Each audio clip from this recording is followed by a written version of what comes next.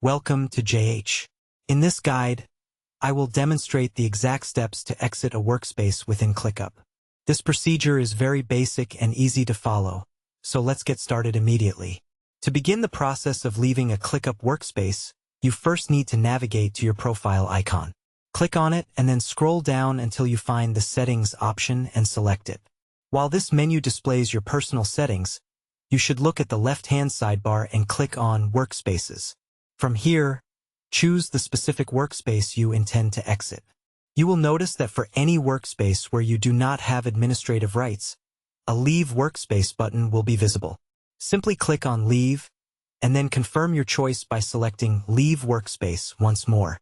As you can see, that workspace has been removed from your list, and a notification confirms you no longer have access. That is how easily you can leave a workspace in ClickUp. Thanks for tuning in. If you found this guide helpful, please consider liking the video and subscribing to the channel. I look forward to seeing you in the next tutorial.